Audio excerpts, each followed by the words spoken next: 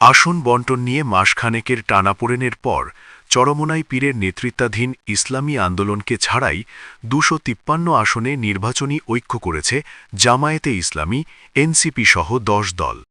সমঝোতায় জামায়াতকে ১৭৯, NCP ৩০, Bangladesh Khelafat Majlis ২০, Khelafat Majlis ১০, AB party ৩, LDP ৭, BDP ২ ও নেজামে ইসলাম পার্টিকে ২ আসন ছাড়া হয়। বাকি ৪৭টি আসন রাখা হয়েছে চরমোনাই পীরের নেতৃত্বাধীন ইসলামী আন্দোলনের জন্য। তবে চরমোনাই পীর জোটে না এলে এসব আসনে প্রার্থী দেবে জামায়াতে ইসলামী।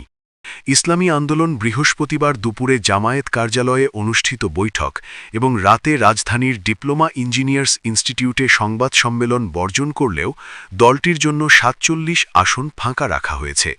ইসলামী আন্দোলন শুক্রবার দলীয় কার্যালয়ে সংবাদ সম্মেলনে নিজেদের অবস্থান জানাবে। তবে দলটি শেষ পর্যন্ত নির্বাচনী ঐক্যে না এলে ফাঁকা রাখা ৪৭ আসনেও জামায়াত প্রার্থীরা নির্বাচনে প্রতিদ্বন্দ্বিতা করবেন। তখন দলটি নির্বাচনে লড়বে ২২৬ আসনে। যদিও জামায়াত নেতারা আনুষ্ঠানিকভাবে বলেছেন তারা আশাবাদী ইসলামী আন্দোলন নির্বাচনী ঐক্যে যোগ দেবে, তবে চরমোনাইয়ের পীরের কেউ মুখ খোলেননি। শুক্রবার বিকেল ৩টে দলীয় কার্যালয়ে সংবাদ সম্মেলনে তারা অবস্থান জানাবে।